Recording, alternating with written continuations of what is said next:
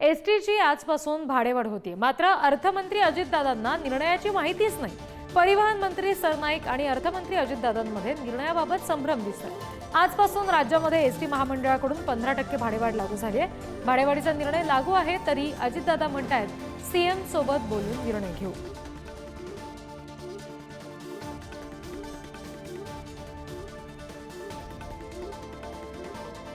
गेल्या अनेक वर्षापासूनची एसटीची जी भाडेवाढ झालेली नव्हती ती 14.97% भाडेवाढ त्यांनी काल मंजूर केलेली आहे। ती आजपासून अंमलात आणण्याचा त्यांचा प्रयत्न आहे असं मला त्यांनी सांगितलं आणि त्याचबरोबर 1 फेब्रुवारीपासून ही टॅक्सी आणि रिक्षाची पण भाडेवाढ होणार आहे असंही त्यांनी मला सांगितलं। आजची जर एसटीची परिस्थिती तुम्ही महामंडळाची बघितली तर दर दिवशी सुमारे 3 कोटी रुपयाचा आर्थिक तोटा आम्हाला सहन करावा लागतो। म्हणजे महिन्याला जवळजवळ 90 कोटी रुपये हे परिवहन सेवा हे नुकसानीमध्ये आज चाललेली आहे आणि अशा परिस्थितीमध्ये भाडेवाढीशिवाय दुसरा पर्याय नाही आणि त्यामुळे ही भाडेवाढ हाताळल्या।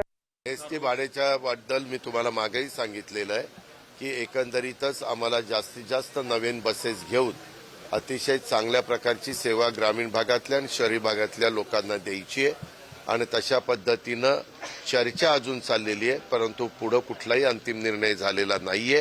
कारण आपले मुख्यमंत्री परदेशात गेलेले पहाटे म्हणजे काल रात्री उशिरा आलेले आहेत।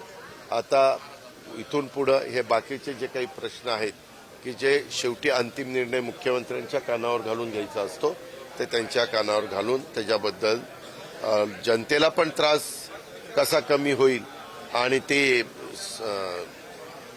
संस्था पण नीट कशी चालेल किंवा ते महामंडळ पण नीट कसं चालेल अशा प्रकारचा मध्यमार्ग आम्ही काढत असतो। कुठलाही भाडेवाढ वगैरे जे जनतेला जीवनाशी विषय आहेत ते कॅबिनेटमध्ये किंवा माननीय मुख्यमंत्री किंवा माननीय आमचे जे महायुतीचे नेते एकनाथजी, अजितदादा आणि देवेंद्रजी यांच्याही चर्चा एखाद्या वेळी झाली असेल त्यात मला पूर्ण माहिती नाही, पण असे निर्णय घेताना मात्र महायुतीच्या आमच्या मुख्यमंत्री उपमुख्यमंत्री यांच्याही चर्चा घेऊनच झाले पाहिजे असं मला वाटतं।